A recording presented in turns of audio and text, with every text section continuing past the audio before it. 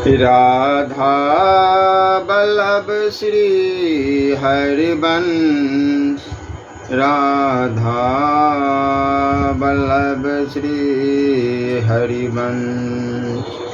ओम श्री परमात्मने नमः। श्री गणेशाय नमः। आज का प्रसंग है भक्त श्री हरिदास जी महाराज। प्रत्येक प्राणी की भावना विभिन्न प्रकार की होती है। अरण्य में खिले हुए जिस मालती के पुष्प को देखकर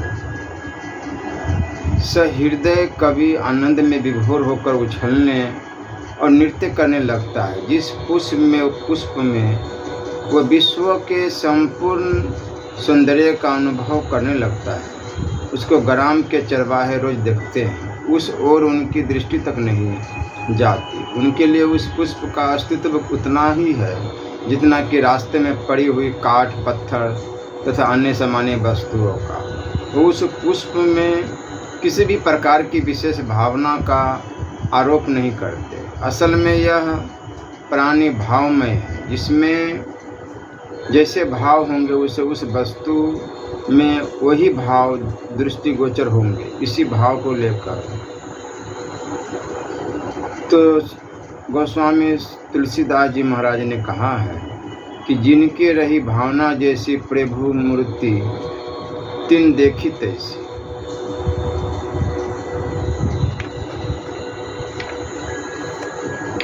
जिनकी तनिक सी कृपा की कौर के ही कारण यह नाम रूपात्मक संपूर्ण संसार इष्ट है। जिनके भूभंग मात्र से ही त्रिगुणात्मिका प्रकृति अपना सभी कार्य बंद कर देती है।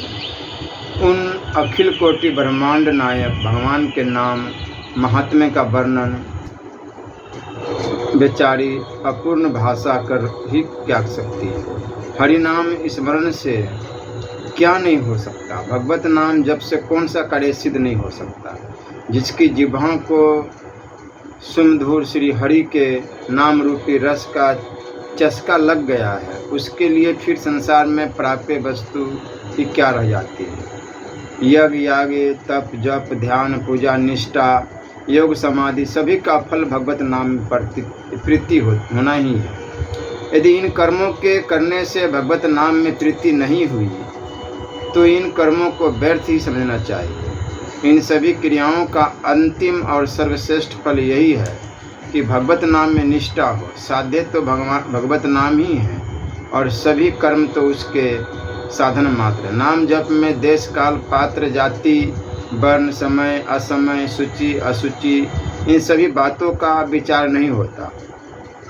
आप जैसी हालत में हो, जहाँ हो, जैसे हो, जिस किसी भी वर्ण के हो, जैसी भी स्थिति में हो, हर समय और हर काल में श्री हरि के सुमधुर नामों का संकीर्तन या जप कर सकते हो। नाम जप से पापी मनुष्य भी परम पावन बन जाता है। अत्यंत नीच से नीच भी सर्वपूज्य समझा जाता है। छोटे से छोटा भी सर्वश्रेष्ठ हो जाता है और बुरे से बुरा भी महान भगवत भक्त बन जाता है। कबीरदास जी महाराज कहते हैं, नाम जपत कुंठी भलो, चुई चुई गिरे जो चाम, कंचन देह किस काम की, जिहि मुख नहीं नाराम। हे प्रभु, जिसकी जिह्वा पर तुम्हारा सुमधुर नाम सदा बना रहता है, वह यदि जाति का स्वपच भी हो तो उन ब्राह्मणों से भी अत्यंत पवित्र है, जो तुम्हारे नाम की अवहेलना करके निरंतर यज्ञ आदि कर्मों में ही लगे रहते हैं। हे भगवान, जो तुम्हारे त्रिलोक के पावन नाम का संकीर्तन करते हैं, उन्होंने ही यथार्थ में संपूर्ण तपों का, सस्वर वेद का, विधिवत हवन का और सभी तीर्थों का फल प्राप्त किया है। क्योंकि तुम्हारे पुण्य नामों में सभी पुण्य कर्मों का फल निहित है। भक्ता गणगण्य महात्मा हरिदास जी यवन कुल में उत्पन्न होने पर भी भगवत नाम के प्रभाव से भगवत भक्त वैष्णवों के प्राप्ति स्मरणीय बन गए। इन महात्मा की भगवत नाम में अलौकिक निष्ठा थी। महात्मा हरिदास जी का जन्म बंगाल के एसोहर जिले के अंतर्गत बुरन नाम के एक ग्राम में हुआ था। ये जाति के मुसलमान थे। मालूम होता है बाल्यकाल में ही इनके माता पिता इन्हें मृत्यु पितृहीन बनाकर परलोकगामी बन गए थे। इसलिए छोटेपन से ही घर द्वार छोड़कर निरंतर हरिनाम का संकीर्तन करते हुए विचरने लगे। पूर्व जन्म के कोई शुभ संस्कार ही थे। भगवान की अनन्य कृपा थी, इसलिए मुसलमान वंश में उत्पन्न होकर भी इनकी भगवत नाम में स्वाभाविक ही निष्ठा जम गई। भगवान ने अनेकों बार कहा कि अर्थात जिससे मैं कृपा करके अपने शरण में लेता हूँ, सबसे पहले धीरे से उसका सर्वस्व अपहरण कर लेता हूँ। उसके पास अपना कहने के लिए किसी भी प्रकार का धन नहीं रहने देता। सबसे पहले भगवान की इनके ऊपर यही एक बड़ी भारी कृपा हुई। अपना कहने के लिए इनके पास एक काठ का कमंडलू भी नहीं था। भूख लगने पर यह गाँवों से भिक्षा मांग लाते और भिक्षा में जो भी कुछ मिल जाता उसे 24 घंटे में एक ही बार खाकर निरंतर भगवत नाम का जप करते रहते थे। घर छोड़कर ये बनग्राम के समीप बेनापोल नाम के घोर निर्जन वन में फूस की कुटी बनाकर अकेले ही रहते थे। इनके तेज और प्रभाव से वहाँ के सभी प्राणी एक प्रकार की अलौकिक शांति का अनुभव करते थे। जो भी जीव इनके सम्मुख आता वही इनके प्रभाव से प्रभावान्वित हो जाता। ये दिन रात्रि 3 लाख भगवत नामों का जप करते थे। सो धीरे धीरे नहीं किंतु खूब उच्च स्वर से भगवत नाम का ये उच्च स्वर से जप इसलिए करते थे कि सभी चर अचर प्राणी प्रभु के पवित्र नामों के श्रवण से पवित्र हो जाए। प्राणी मात्र की निष्कृति का ये भगवत नाम को ही एकमात्र साधन समझते थे। इससे थोड़े ही दिनों में इनका यश सौरभ दूर दूर तक फैल गया। बड़ी बड़ी दूर से लोग इनके दर्शन को आने लगे। दुष्ट बुद्धि के ईर्ष्यालु लोगों ने इनका इतना यश असहन हो गया, वो इनसे अकारण ही द्वेष मानने लगे। उन ईर्ष्यालुओं में वहाँ का एक रामचंद्र खां नाम का बड़ा भारी जमींदार था। वह इन्हें किसी प्रकार नीचा दिखाना चाहता था। इनके बढ़े हुए यश को धूलि में मिलाने की बात वह सोचने लगा। साधकों को पतित करने के कामनी और कंचन, यही 2 भारी प्रलोभन है। इनमें कामनी का प्रलोभन तो सर्वश्रेष्ठ ही समझा जाता है। रामचंद्र खां ने उसी प्रलोभन के द्वारा हरिदास को नीचा दिखाने का निश्चय किया, किंतु उनकी रक्षा तो उनके साईं ही सदा करते थे। फिर चाहे संपूर्ण संसार ही उनका बैरी क्यों न हो जाता, उनका कभी बाल बांका कैसे हो सकता था। किंतु नीच पुरुष अपनी नीचता से बाज थोड़े ही आते हैं। रामचंद्र खां ने एक अत्यंत ही सुंदरी 16 वर्ष का लगभग वेश्या को इनके भजन में भंग करने के लिए भेजा। वह रूप गर्विता वेश्या भी इनके पतित करने की प्रतिज्ञा करके खूब सज धज करके साथ हरिदास के आश्रम पर पहुँचे। उसे अपने रूप का अभिमान था। उसकी समझ थी कि कोई भी पुरुष मेरे रूप लावण्य को देखकर बिना रिझे नहीं रह सकता, किंतु जो हरिनाम पर रिझे हुए हैं उनके लिए यह बाहरी संसारिक रूप लावण्य परम तुच्छ है। ऐसे हरिजन इस रूप लावण्य की ओर आंख उठाकर भी नहीं देखते। और कितना भारी महान त्याग है, कैसा अपूर्व वैराग्य, कितना अद्भुत इंद्रिय निग्रह है।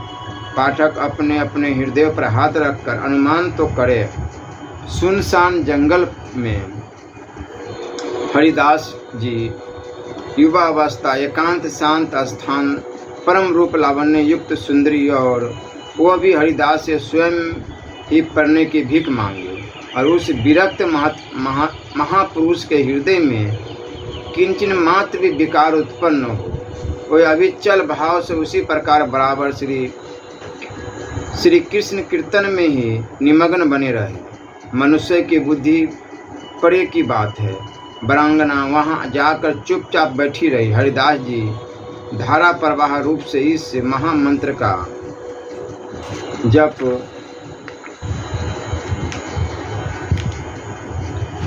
करते रहे। हरे राम राम राम हरे हरे, हरे कृष्ण कृष्ण कृष्ण हरे हरे।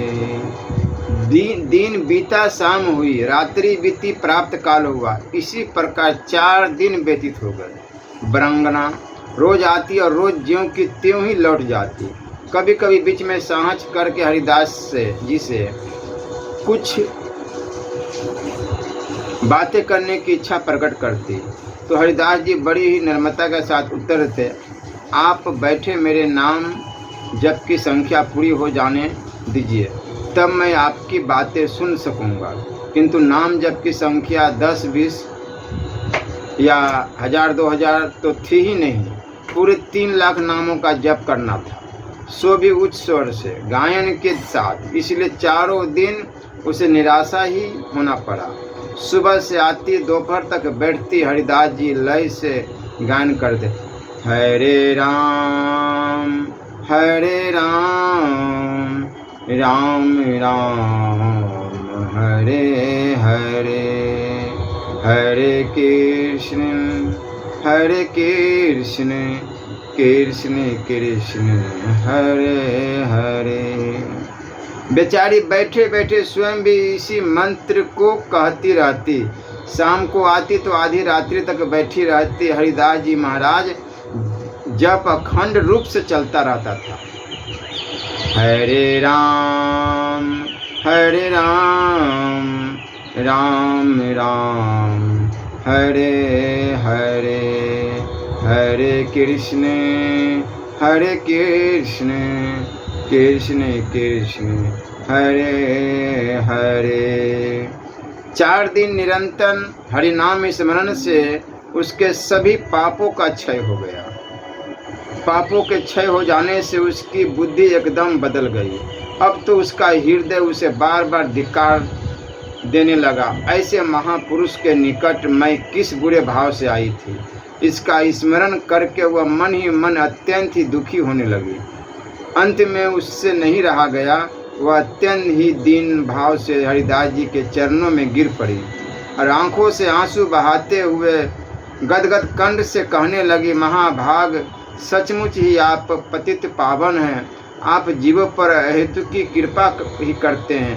आप परम दयालु हैं। अपनी कृपा के लिए आप पात्र अपात्र का विचार न करके प्राणी मात्र के लिए प्राण समान भाव से दया करते हैं। मुझ जैसी पतिता, लोक निंदिता और खोटी बुद्धि वाली अधम नारी के ऊपर भी आपने अपनी असीम अनुकंपा प्रदर्शित की।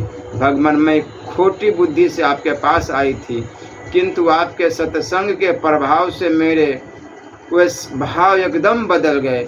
श्री हरि के सुमधुर नामों के श्रवण मात्र से ही मेरे कलुषित विचार भस्मीभूत हो गए। अब मैं आपके चरणों की शरण हूँ। मुझ पतिता अबला का उद्धार कीजिए। मेरे जो घोर पापों का प्रायश्चित बताइए। क्या मेरी भी निष्कृति का कोई उपाय हो सकता? इतना कहते कहते वह हरिदास जी के चरणों में लौटने लगी। हरिदास जी ने उसे आश्वासन देते हुए कहा, देवी उठो, घबराने की कोई बात नहीं। श्री हरि बड़ी दयालु है। वे नीच पामर पतित सभी प्रकार के प्राणियों का उद्धार करते हैं। उनके दरबार में भेदभाव नहीं है। भगवत नाम के सम्मुख भारी से भारी पाप नहीं रह सकते। भगवत नाम में पापों को क्षय करने की इतनी भारी शक्ति है कि चाहे कोई कितना भी घोर पापी से पापी क्यों न हो, उतने पाप वह कर ही नहीं सकता जितने पापों को मिटने की हरि नाम में शक्ति है। तुमने पाप कर्म से जो पैसा पैदा किया है उसे अभ्यागतों को बांट दो और निरंतर हरि नाम का कीर्तन करो। इसी से तुम्हारे सब पाप दूर हो जाएंगे और भगवान के चरणों में तुम्हारी प्रगाढ़ प्रीति हो जाएगी। बस हरे राम राम राम हरे हरे, हरे कृष्ण कृष्ण कृष्ण हरे हरे। इस महामंत्र में इस सब सामर्थ्य विराजमान है। इसी का निरंतर जप करती रहो। अब इस कुटिया में हम नहीं रहेंगे, तुम ही इसमें रहो। उस वेश्या को ऐसा उपदेश करके महाभागवत हरिदास जी सीधे शांतिपुर चले गए और वहां जाकर अद्वैताचार्य जी के समीप अध्ययन और श्री कृष्ण संकीर्तन में सदा संलग्न रहने लगे। इस बार वनिता ने भी हरिदास जी के आदेशानुसार अपना सर्वस्व दान करके अकिंचनों का सा भेष धारण कर लिया। वह फटे पुराने चित्रों को शरीर पर लपेट कर और भिक्षान्न से उदर निर्वाह करके अपने गुरुदेव के चरण चिन्हों का अनुसरण करने लगी। थोड़े ही समय में उसकी भक्ति की ख्याति दूर दूर तक फैल गई। बहुत से लोग उसके दर्शन के लिए आने लगे। वह हरिदास जी के नाम से सर्वत्र प्रसिद्ध हो गई। लोग उसका बहुत ही अधिक आदर करने लगे। महापुरुषों ने सत्य ही कहा है कि महात्माओं का खोटी बुद्धि से क्या हुआ, सत्संग भी व्यर्थ नहीं जाता। सत्संग की महिमा ही ऐसी है। इधर रामचंद्र खां ने अपने कुकृत्य का फल यहीं पर प्रत्यक्ष पा लिया। नियत समय पर बादशाह को पूरा लगान न देने के अपराध में उसे भारी दंड दिया गया। बादशाह के आदमियों ने उसके घर में आकर अगाध पदार्थों को खाया और उससे स्त्री बच्चे से बांध कर वे राजा के पास ले गए। उसे और भी भांति भांति की यातनाएं सहनी पड़ी। सच है, जो जैसा करता है उसे उसका फल अवश्य मिलता है। हरिदास जी की नाम निष्ठा, जप तप भजन पूजन तथा लौकिक पारलौकिक सभी प्रकार के कार्यों में विश्वास ही प्रधान है। जिससे जिस पर जैसा विश्वास जम गया उसे उसके द्वारा वैसा ही फल प्राप्त हो सकेगा। फल का प्रधान हेतु विश्वास ही है।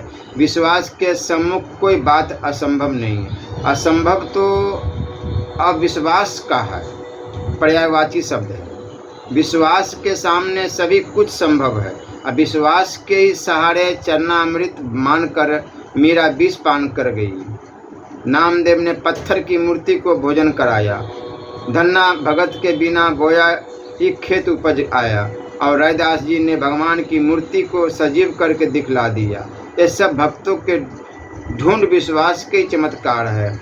जिनकी भगवत नाम पर ढूंढ निष्ठा है उन्हें भारी से भारी विपत्ति भी साधारण सी घटना ही मालूम पड़ने लगती है।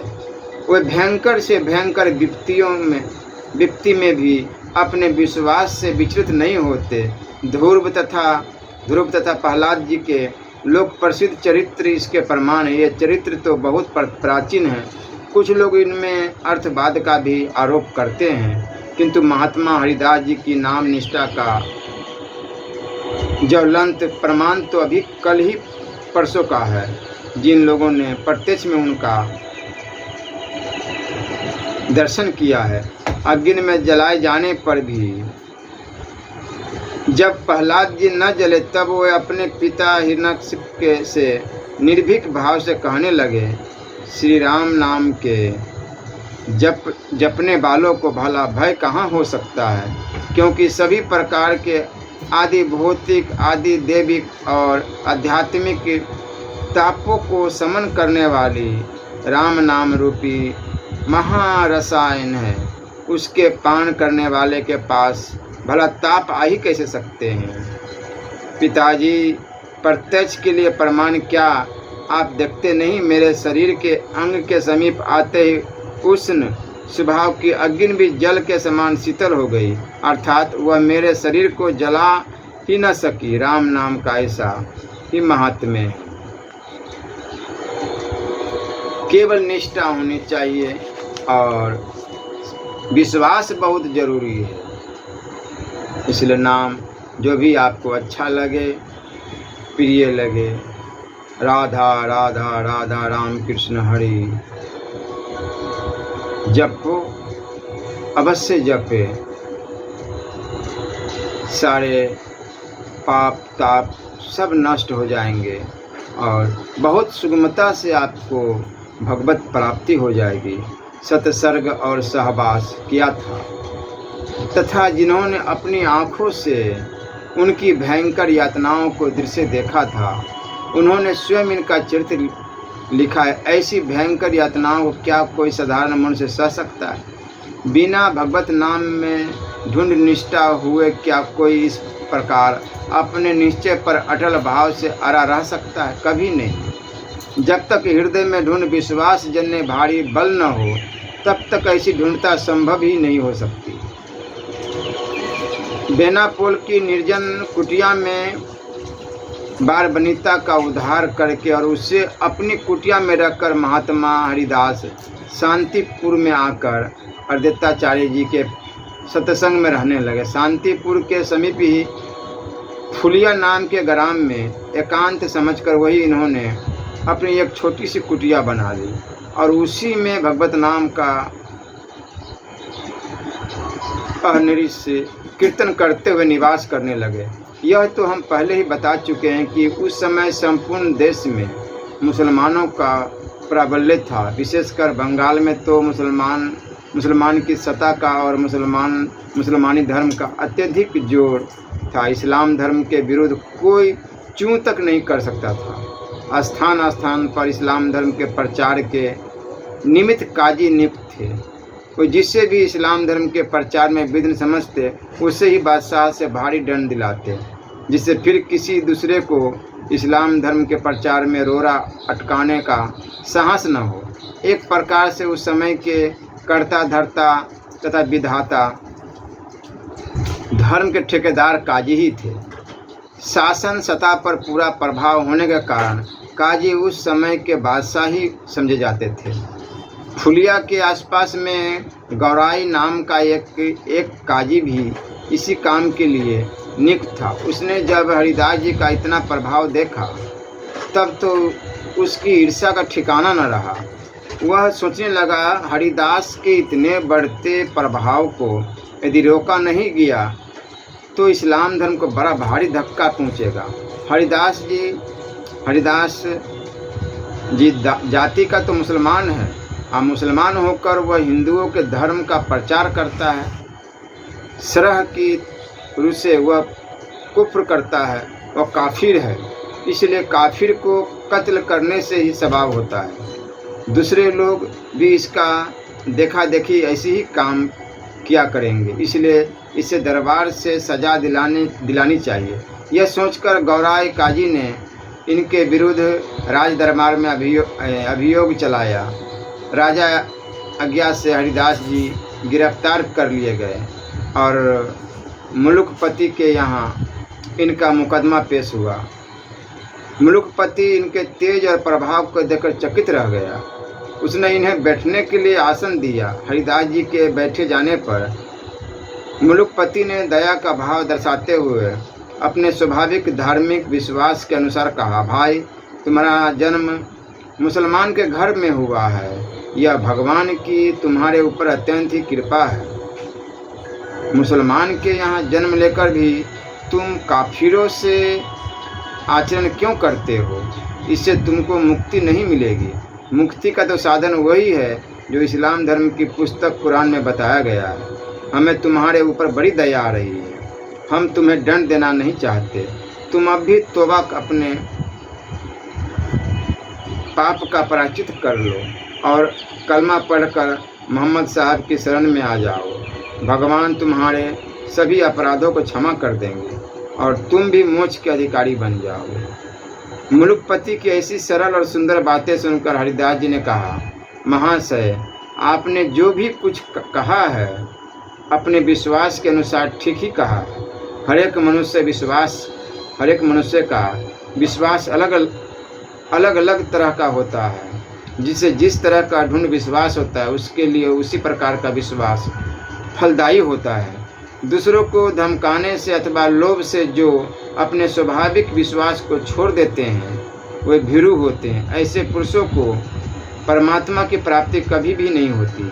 आप अपने विश्वास के अनुसार उचित ही कर रहे हैं, किंतु मैं दंड के भय से यदि भगवत नाम कीर्तन को छोड़ दूँ तो इससे मुझे पुण्य के स्थान में पाप ही होगा।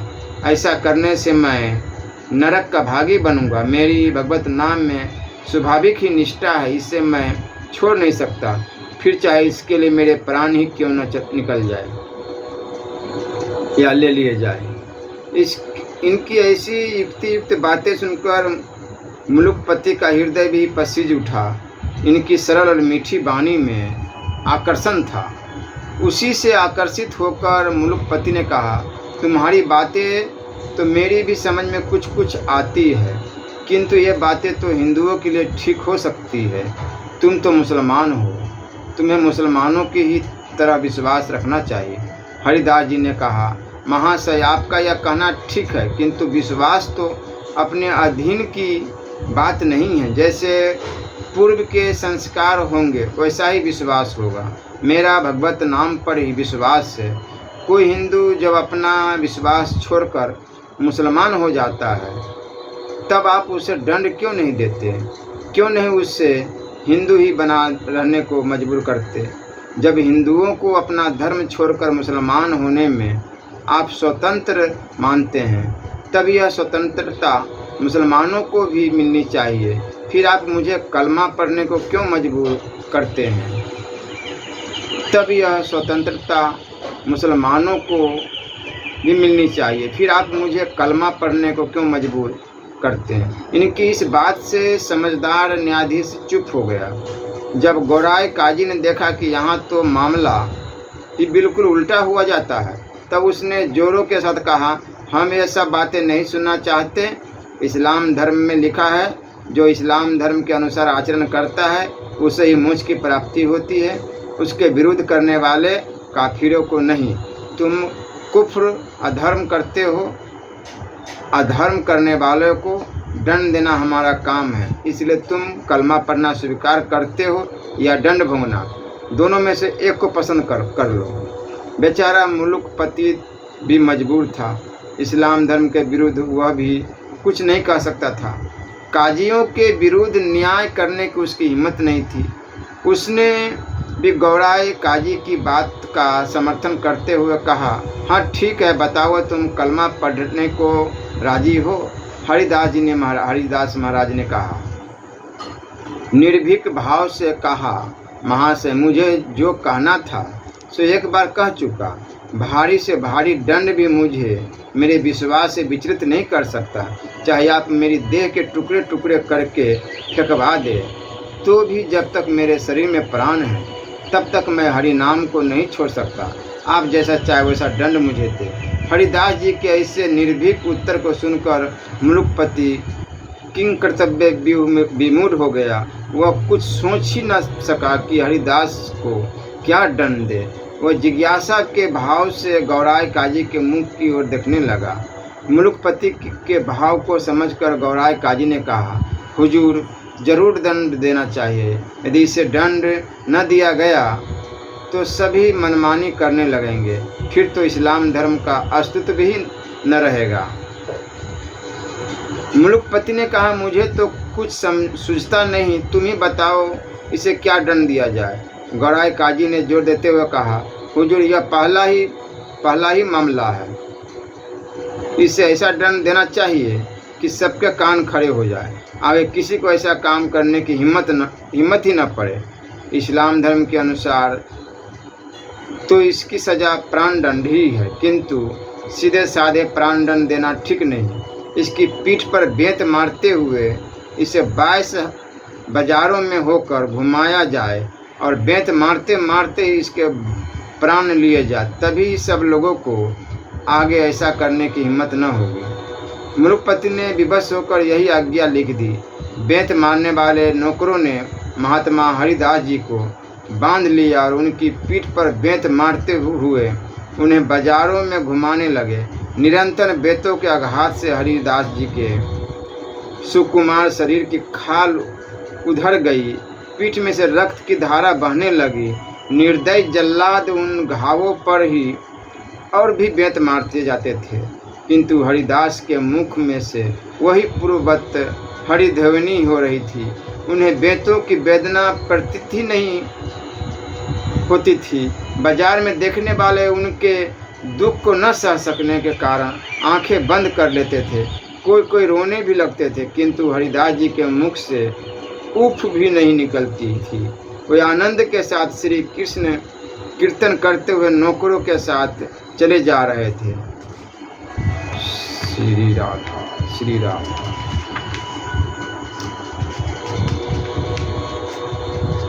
उन्हें सभी बाजारों में घुमाया गया। शरीर रक्त से लथपथ हो गया, किंतु हरिदास जी के प्राण नहीं निकले।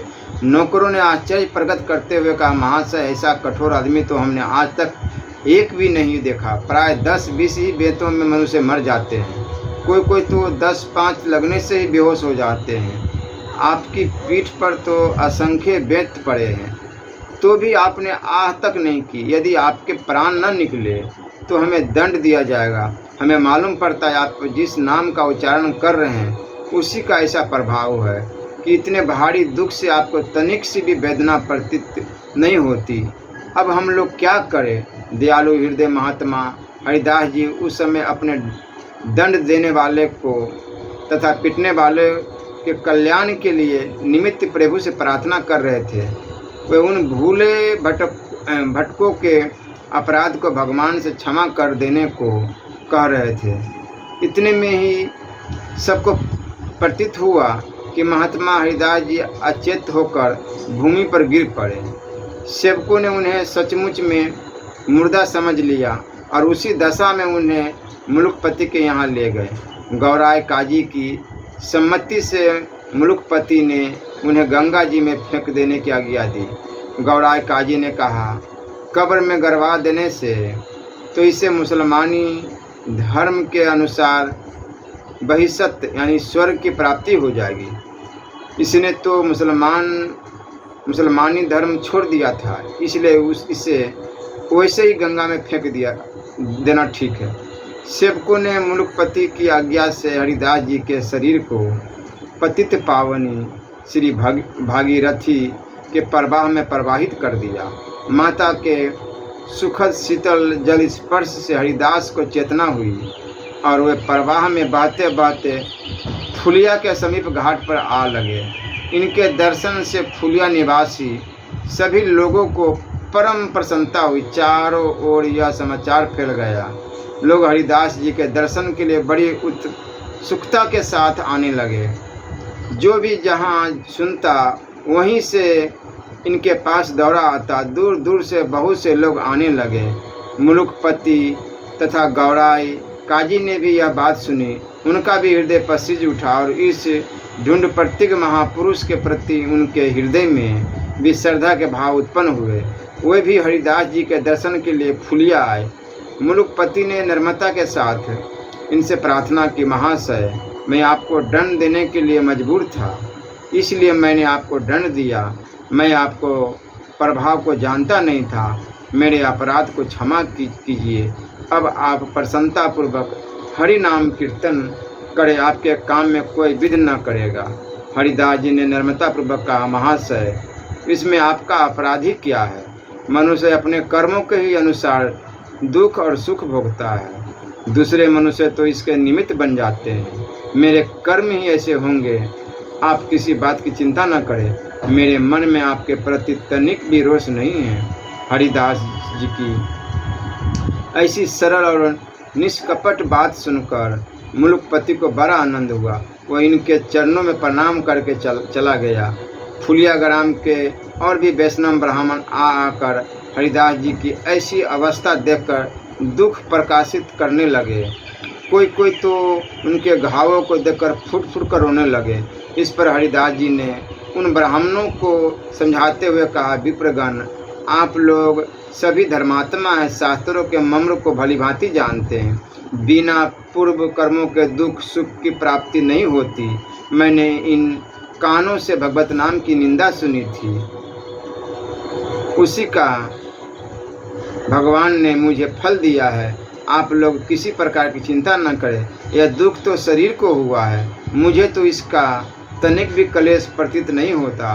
बस भगवत नाम का स्मरण बना रहे, यही सब सुखों का सुख है। जिस क्षण भगवत नाम का स्मरण न हो वही सबसे बड़ा दुख है। और भगवत नाम का स्मरण होता रहे तो शरीर को चाहे कितना भी क्लेश हो उसे परम सुख ही समझना चाहिए। इनके ऐसे उत्तर से सभी ब्राह्मण परम संतुष्ट हुए और इनकी आज्ञा लेकर अपने अपने घरों को चले गए। इस प्रकार हरिदास जी भगवती भागीरथी के तट पर फुलियाग्राम के समीप रहने लगे। वहाँ उन्हें सब प्रकार की सुविधाएं थी। शांतिपुर में अर्धताचार्य जी के समीप हुए पर नित्य ही जाते। आचार्य इन्हें पुत्र की भांति प्यार करते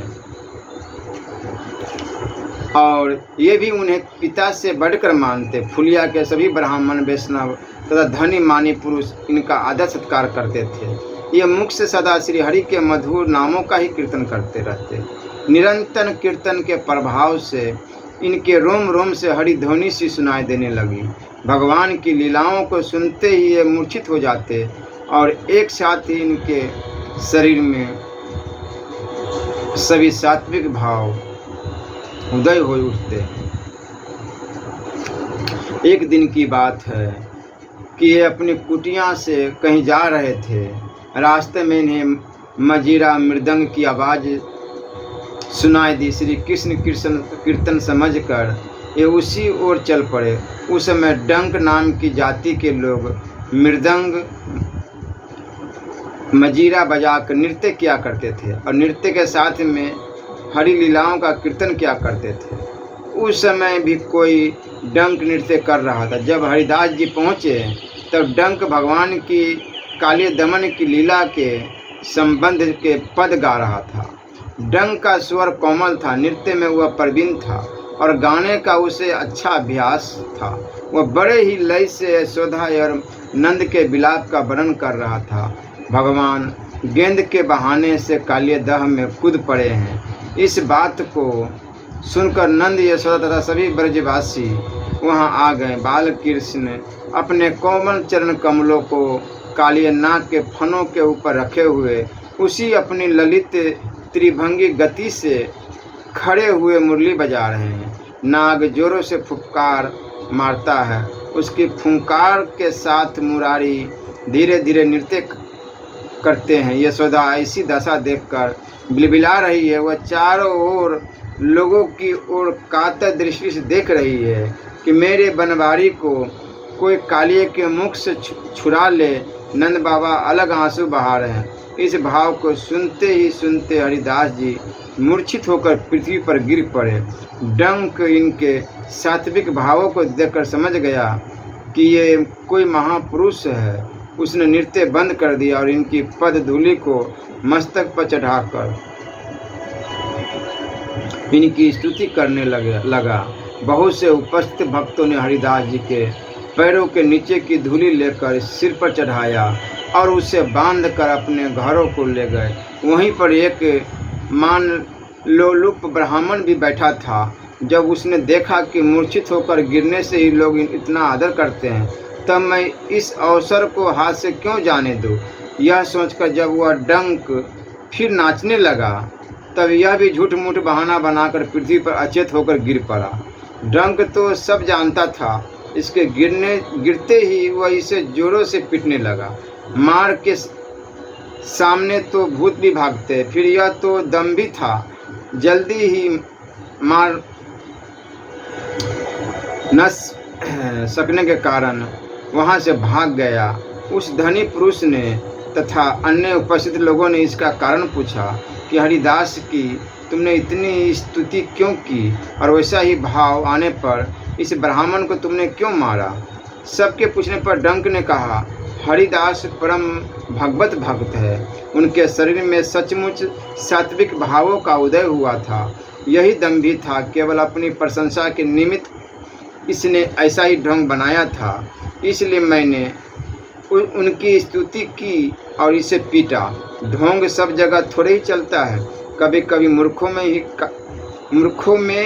ही काम दे दे जाता है, पर कलय खुलने पर वहाँ भी उसका बंडाफोड़ हो ही जाता है। हरिदास सचमुच में रत्न है, उनके रहने से यह संपूर्ण देश पवित्र हो रहा है। आप लोग बड़े भाग्यवान हैं जो ऐसे महापुरुषों के नित्य प्रति दर्शन पाते हैं। डंक की बात सुनकर सभी को परम प्रसन्नता हुई और सभी लोग हरिदास जी के भक्ति भाव की भूरी भूरी प्रशंसा करने लगे। वह ब्राह्मण तो इतना लज्जित हुआ कि लोगों को मुंह दिखाने में भी उसे लज्जा होने लगी। सच है, बनावटी की ऐसी दुर्दशा होती है। किसी ने ठीक ही कहा है, देखा देखी साधे जोग, अच्छीजे काया बाढ़े रोग। हरिदास जी की निष्ठा अलौकिक है, उसका विचार करना मनुष्य बुद्धि के बाहर की बात है।